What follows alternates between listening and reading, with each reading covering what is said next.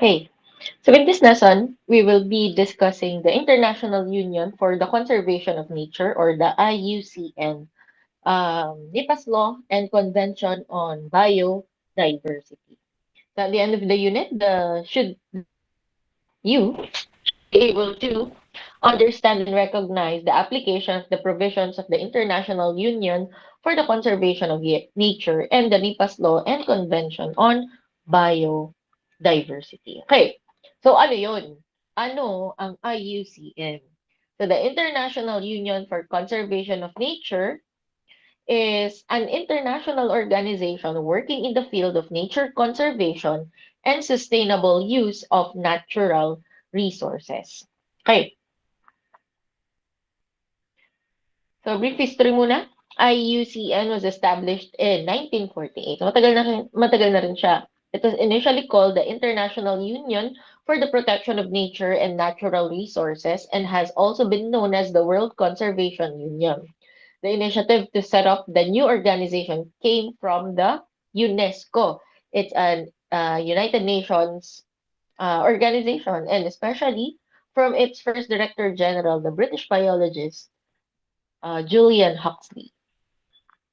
Anong trabaho nila? Anong silbi nila para sa atin? It is involved in data gathering and analysis, research, field projects, advocacy, and education. IUCN's mission is to influence, encourage, and assist societies throughout the world to conserve nature and to ensure that any use of natural resources is equitable and ecologically sustainable. We discussed in our past lesson na kapag may nababago sa isang lugar, sa isang ecosystem, uh, it also changes uh, how its elements work. Kapag may na-extinct na animal, then nababago yung system nila, di ba? Kaya, merong ganitong organization para matiyak na yung mga pagbabago, dahil alam naman natin that uh, someday na may pagkakataon or may chance na mabago talaga ang mga ecosystems. Although we accept change, it has to be regulated. Kasi kung hindi, kanya-kanya na tayo, 'di ba? Bahala na tayo sa buhay natin kung ano yung mga gusto nating baguhan. Specifically, kapag tinutukoy natin ay ang ah, ecosystem, nature. So, yun na nga, kailangan, kung gagamitin natin ang ating natural resources, it should be, ang sabi dyan, equitable and sustainable ecologically. Over the past decades, IUCN has widened its focus beyond conservation ecology and now incorporates issues related to sustainable development in its projects. IUCN does not itself aim to mobilize the public in support of nature conservation. It tries to influence the actions of government. Ang IUCN, hindi talaga sila, sabihin na natin, nang uutos na baguhin nyo yung mga paraan ninyo, ganito dapat ang gawin ninyo. But, they only try to influence. Sabihin na, maaaring masabi natin na nagbibigay lang sila ng suggestion. So, they have no direct authority to change. Specifically, ayan, yung actions of governments, business, and other stakeholders. And they only try to provide information and advice and through building partnerships. The organization is best known to the wider public for compiling and publishing the IUCN Red List of Threatened Species, which assesses the conservation status of species worldwide para alam ng tao kung ano-ano yung mga animals na malapit ng ma-extinct. Yun na nga, yung mga threatened species. In order to allow governments, allow businesses to make sound decisions para hindi ma-harm yung mga species na yun. The IUCN has a membership of over 1,400 governmental and non-governmental organizations or NGOs. Some 16,000 scientists and experts participate in the work of IUCN commissions on a voluntary basis. So, wala silang bayad. Yung mga scientists na yun, they merely want to try to help preserve, conserve our nature. And then it employs approximately 1,000 full-time staff in more than 50 countries. Its headquarters are in Gland, Switzerland. Ayan. Meron din naman silang mga full-time employees. But, majority pa rin kasi 16,000 scientists and experts, volunteers. Tapos 1,000 lang ang full-time nila. So there are more than 40,000 species that are threatened with extinction. So 41% ay amphibians, 26% are mammals, conifers are 34%, birds 13%, sharks and rays 37%, reef corals 33%, some crustaceans 28%, reptiles 21%, and cycads the highest 63%. So ano ang trabaho ni IUCN? Ano ang ginagawa nila? Ano ang ambag nila sa buhay natin? IUCN has observer and consultative status at the United Nations and plays a role in the implementation of several international conventions on nature conservation and biodiversity. It was involved in establishing the Worldwide Fund for Nature and the World Conservation Monitoring Center. In the past, IUCN has been criticized for placing the interests of nature over those indigenous peoples. In recent years, its closer relations with the business sector have caused controversy. Siyempre, di ba, ang sabihin na natin yung mga forest kasi, di ba, ginagawang place for business, ginagawang subdivision or whatnot. And this causes some kind of commotion, some kind of controversy with business people. Kasi syempre kung nagbi-business ka, ang gusto mo, kumita ka ng malaki. But since itong IUCN, they advocate for the threatened species, they advocate for plants, animals, lahat, ina-advocate nila. Kaya nagkakaroon ng somehow controversy sa kanila. Okay, the NIPAS law and the Convention on Biological Diversity. The Convention on Biological Diversity, or the CBD, is an international legally binding treaty with the following goals: conservation of biological diversity or biodiversity, the sustainable use of its components, and fair and equitable sharing of benefits arising from genetic resources. Kasi hindi naman sinasabi na bawal gamitin yung mga nakikita sa nature. Ang sinasabi lang naman ay kailangan ng sustainable use. Yung hindi minsanan, sira na agad. Kailangan may plano ka kung papaano mo uh, i-restore yung biodiversity sa isang ecosystem. So its objective is to develop national strategies for the conservation and sustainable use of biological diversity. It is often seen as the key document regarding sustainable development. The convention was opened for signature at the Earth Summit in Rio de Janeiro on June 5, 1992, and entered into force 29 December 1993.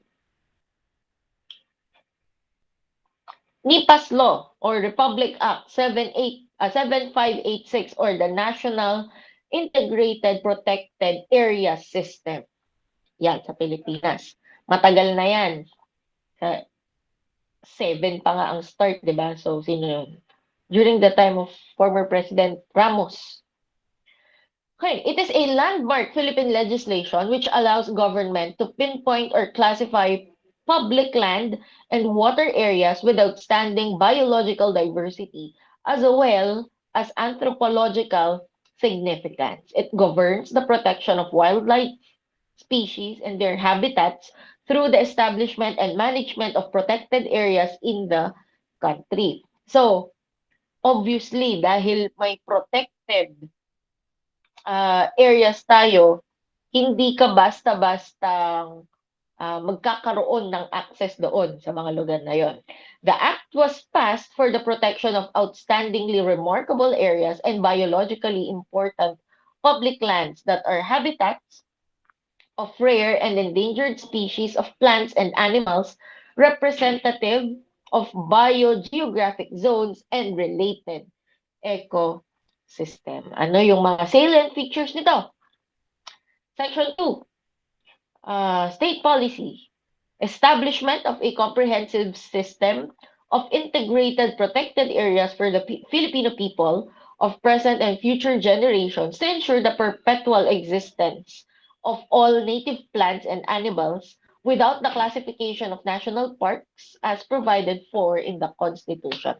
So, kapag hindi classified as national park ng isa, ang isa sa paraan para ma-preserve yun, maprotektahan yun is through ito ang sa NIPAS. Para daw matiyak na hindi lang tayo, yung present generation, ang makikinabang doon sa mga makikita doon, yung parts ng nature doon. But, sabi pa nga dyan, to ensure the perpetual existence na panghabang buhay daw na nandyan yung mga native plants and animals. Okay, basic principles of NIPAS are the conservation of biological diversity and sustainable development. Okay, categories of protected areas. We have strict nature reserve, natural park, natural monument, wildlife sanctuary, protected landscapes and seascapes.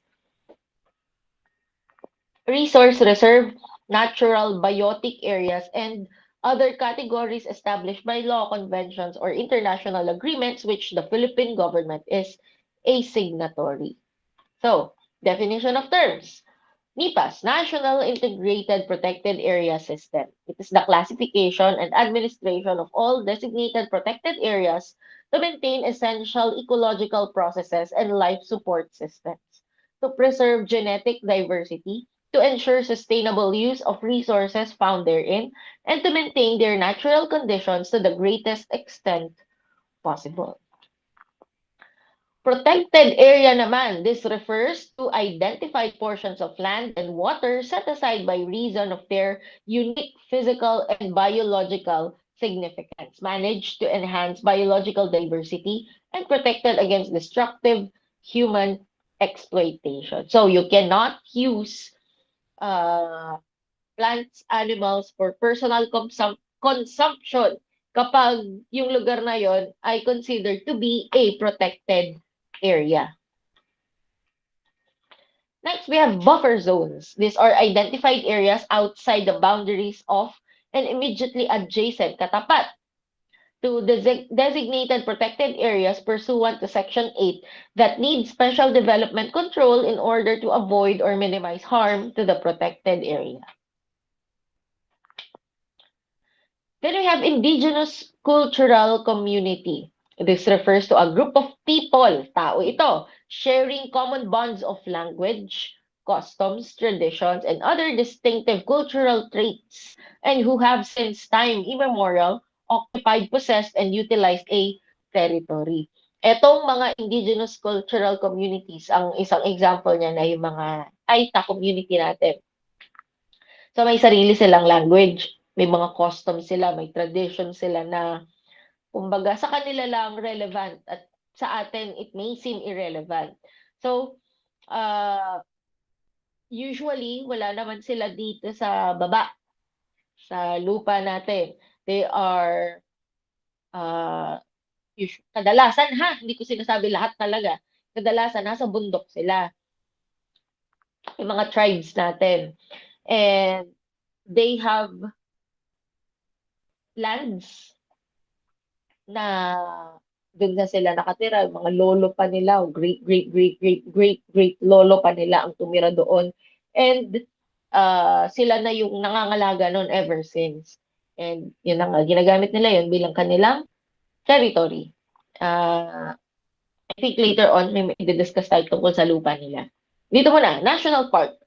This refers to a forest reservation. Forest yan essentially of natural wilderness character which has been withdrawn from settlement occupancy, or any form of exploitation except in conformity with the approved management plan and set aside as such exclusively to conserve the area or preserve the scenery, the natural and historic objects, wild animals and plants therein, and to provide enjoyment of these features in such areas. Natural monuments naman. It is a relatively small area focused on protection of small features to protect or preserve nationally significant natural features on account of their special interest or unique characteristics. So, national park is a forest reservation. So, syempre, pag forest, malaki, di ba? Wala namang forest na 1 kilometro lang. Natural monuments naman ay small area lang. Kaya nga siya tinaguri ang monument. Diba? Usually, maliit lang na part yun. As in, isang ganyan. Ganun lang siya. Pero maliit lang siya. Okay? At itinatalagang natural monument ang isang lugar if it is national significant na natural features on account of their special interest or unique characteristics. Next, natural biotic area. It is an area set aside to allow the way of life of societies living in harmony with the environment to adapt to modern technology at their pace. Kumbaga, ito ay isang lugar na dedicated para sa mga societies at matulungan silang maka-adapt sa present technology na meron na tayo. Natural park, iba ito dun sa kanina kasi national park yung kanina. Ito, natural. It is a relatively large area not materially altered by human activity where extractive resource users are not allowed and maintained to protect outstanding natural and scenic areas of national or international significance for scientific, educational, and recreational use. Okay? Protected landscapes or seascapes. Siyempre, pag landscape sa lupa, pag seascape sa dagat, di ba? Pag yun, hindi nyo pa na-get. So these are areas of national significance which are characterized by the harmonious interaction of man and land while providing opportunities for public enjoyment through the recreation and tourism within the normal lifestyle and economic activity of these areas. Kumbaga, ito, pwede pa rin naman gamitin ng tao. Yan nga, for tourism, di ba? But again, you cannot use it for personal consumption. Thank you.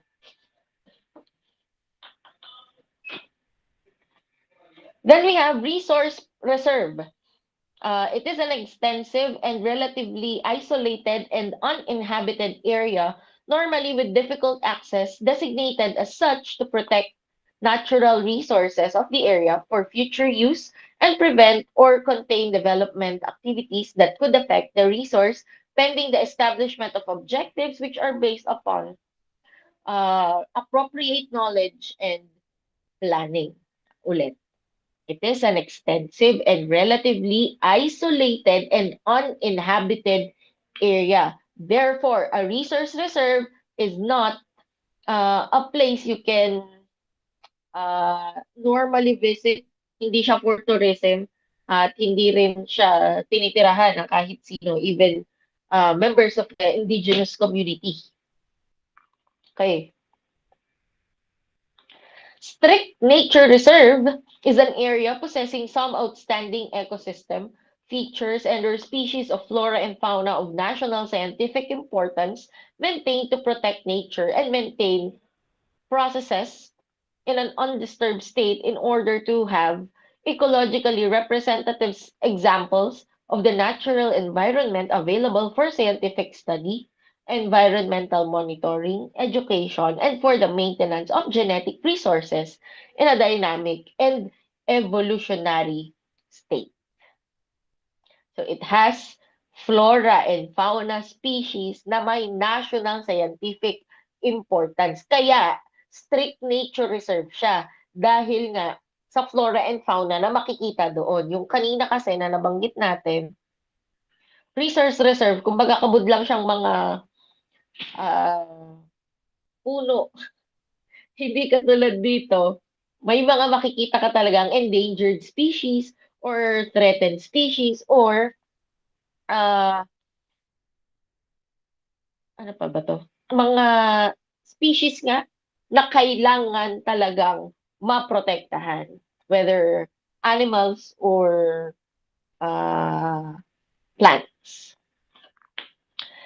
Tenured migrant communities. These are communities within protected areas which have actually and continuously occupied such areas for 5 years before the designation of the same as protected areas in accordance with this act, and are solely dependent therein for subsistence. So these are uh, people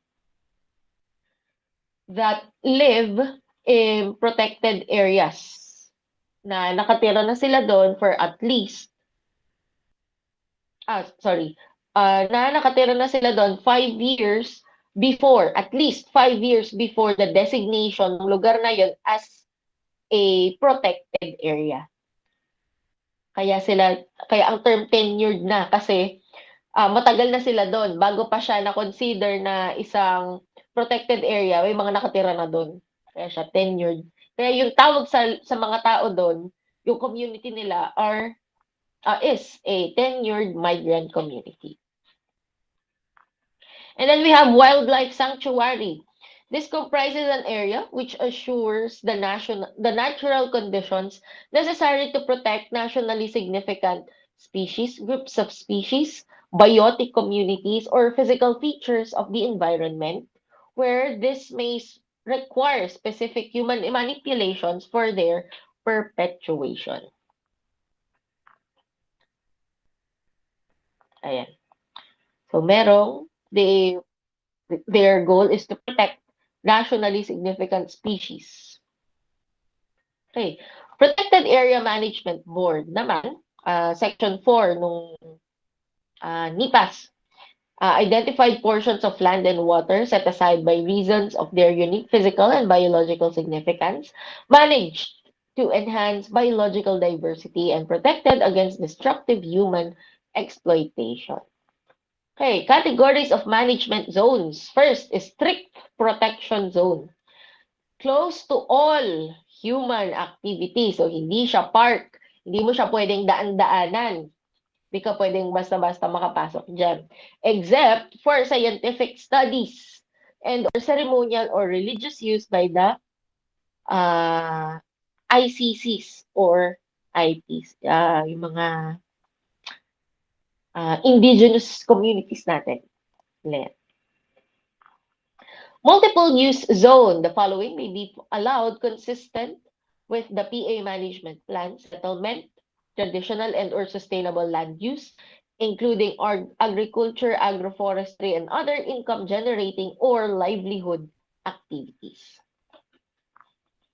Buffer zone, peripheral zone sa gilid to protect the protected area from activities that will directly and indirectly harm it. Kumbaga, kung ito yung actual na protected area, meron pang konting space sa side niya, and we call that the buffer zone sa side niya, peripheral zones. Okay?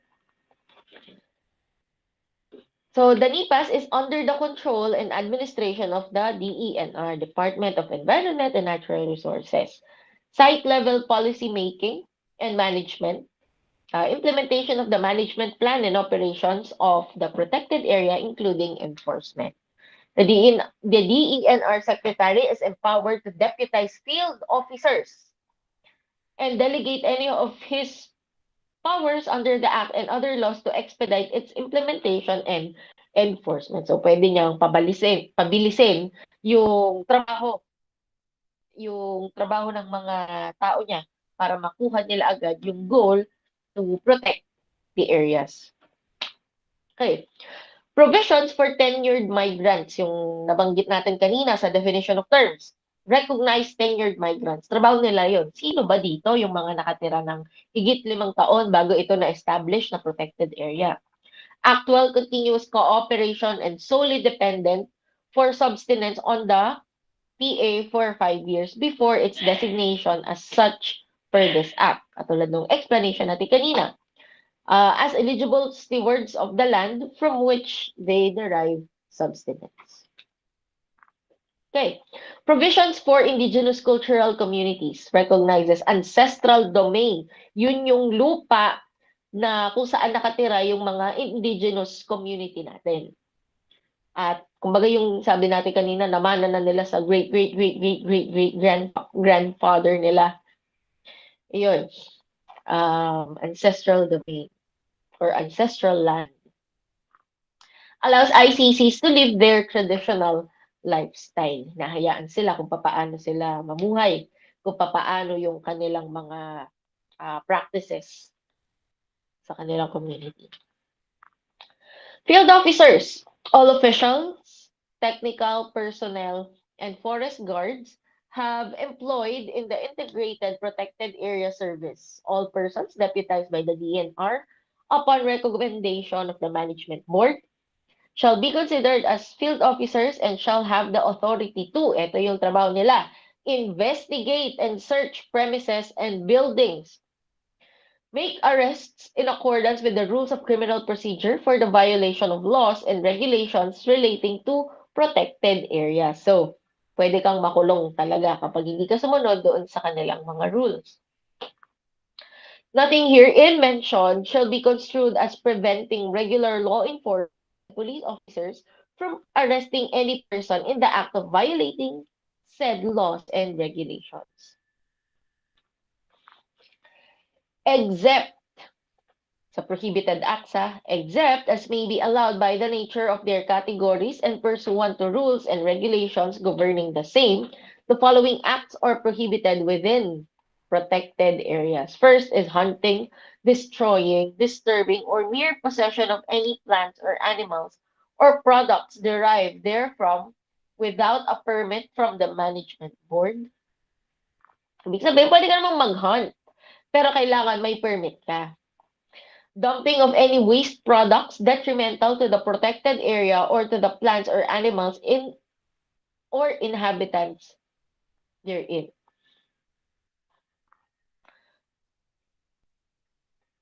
Use of any motorized equipment without a permit from the management board. So lahat ay kailangan may paalam, pati yung mga gagamitin mo.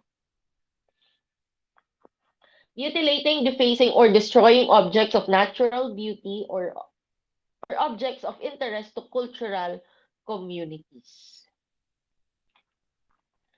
Damaging and leaving roads and trails in a damaged condition. Kaya kung kayo ay gumamit ng isang protected area, kailangan malinis yon, kailangan hindi, kasi yung basura, di ba, it can harm those animals na kalat-kalat doon. Eh, kung yung animal na yun is a threatened species, then extra care should be done.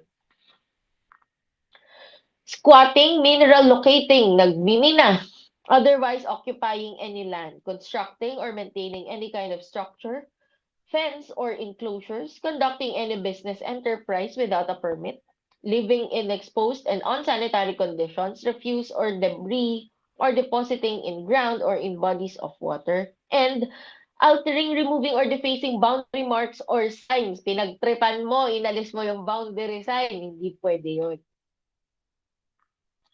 Anong kaparusahan? Fine of not less than 5,000 nor more than 500,000, exclusive of the value of the thing damaged, or imprisonment for not less than 1 year, but more than 6 years or both, as by determined by the court. So if the area requires rehabilitation or restoration as determined by the court, the offender shall be required to restore or compensate for the restoration to the damage. So kung ikaw ay pasaway, may mga sinira kang gamit doon, ipapabayad sa iyo yon or ipaaayos sa iyo yon. The court shall also order Eviction of the offender from the land. Pwede kang mapatalsik sa bahay ni kuya. Forfeiture in favor of the government of all minerals, timber, or any species collected or removed, including all equipment, devices, and firearms used in connection therewith, and any construction or improvement made therein by the offender. If the offender is an association or corporation, the president or manager shall be responsible for the act of his employees. So sila ang magbabayad kung may kailangan bang bayaran. The DENR may impose administrative fines and penalties consistent with the act.